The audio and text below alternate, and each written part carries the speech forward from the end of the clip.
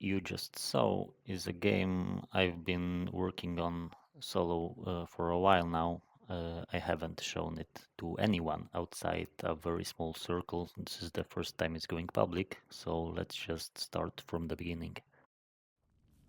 Hey, I'm Christopher from Poland. By day, I am a software developer, over a decade of professional experience in enterprise software. And in whatever time's left after that, I've been pouring myself into something entirely different. By night and weekends and way too many hours I probably shouldn't admit to, I'm building a stealth game called The Burglar. At its core right now, it's a top-down stealth game. You're a thief, obviously. You sneak into places you were not supposed to be, avoid guards, pick locks, cut through windows, deal with alarm systems, deal with light and shadow, the whole stealth toolbox. And I want to be upfront about some detail. The single player campaign you'll eventually play is a tutorial. It's not a filler, it's not an afterthought. It's genuinely important and it's where I'm putting real design effort. But it exists to teach you the mechanics for something bigger. I'll get to that in a minute.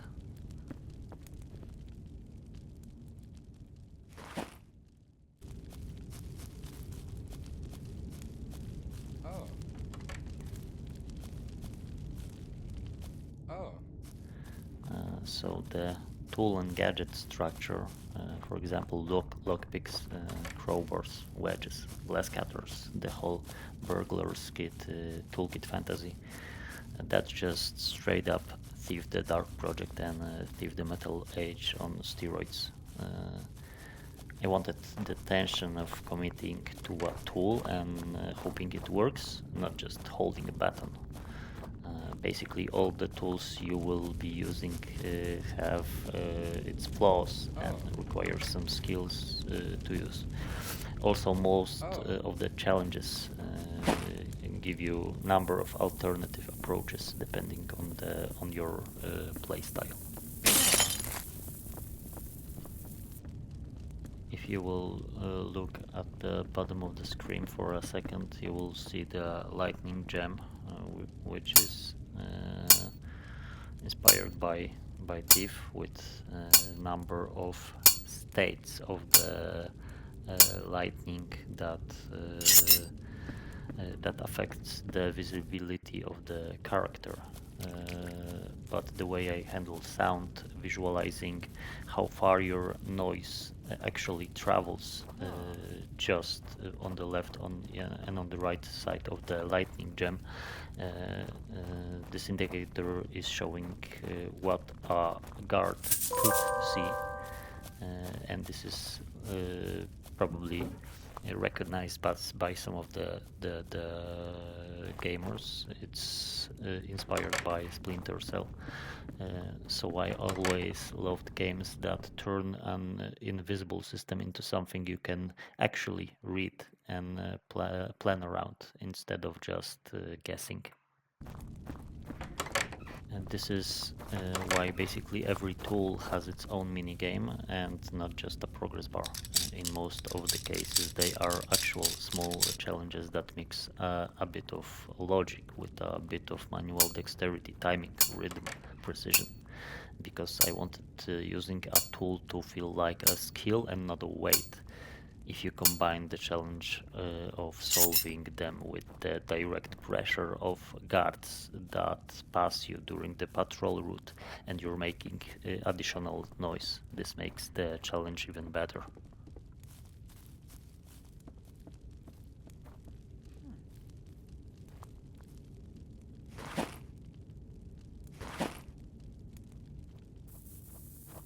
Oh.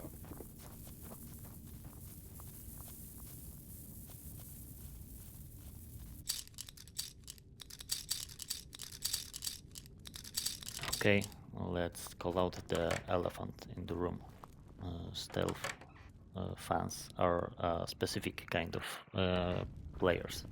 We don't just want a challenge, we want a real challenge. We want a guard AI that can actually catch us, and plan that can actually fail, stakes that actually mean something.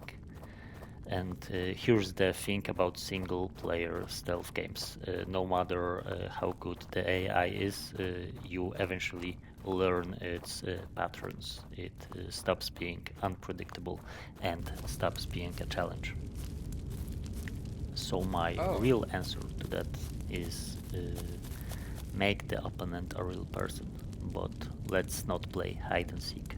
The burglar's actual core loop, the thing that the campaign is training you for, is asynchronous multiplayer. Everyone playing has a house, and a house, like any house, can be broken into. So here is the loop. You build your own place. A stash if you are an independent pro, or a guild if there is a pack of your comrades, for example. You secure it with traps, triggers, guards you can hire, layouts you design yourself, and then you go rob other players' houses for loot. You raid a real layout someone genuinely designed to stop you. Every security system you run into was placed there on purpose by a real person trying to keep you out. And obviously, it's also the other way around. While you're out Huh. looting someone else might be looting you. If you're online when it happens and you have some proper alarm system installed, you'll get an alert and you'll have options. For example, you can pay mercenaries to rush extra patrols to your own place mid the break-in. It's not guaranteed safe. The burglar still has to be physically get caught. Same rules as everywhere else in the game. But it's real. A life moment of, oh no, someone's in my house right now. Yeah, feels risky. Don't worry. If a thief dies on one of your traps, everything he had in his equipment he was using when trying to rob you, now it's yours. So rob, don't get caught, and secure your hideout before others like you. Look, I'm not going to pretend that I exactly know how this all turns out. I'm just one person building this in free time. But I loved this genre since I was a kid sneaking through Lord Bafford's mansion, trying to not get spotted.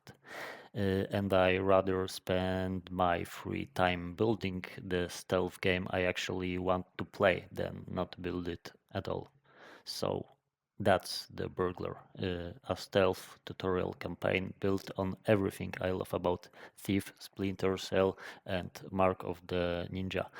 And underneath it is a real asynchronous multiplayer game about building a place worth defending and being good enough to break into someone else's place. So, yeah, this is genuinely the start of my journey. I'm going to be posting devlogs as the project grows, mechanics, mistakes, and everyday indie game developer struggles. If any of this sounds like your kind of game, stick around. I'd love to build this with a community that actually gets stealth. So, thanks for watching, and I'll see you in the shadows.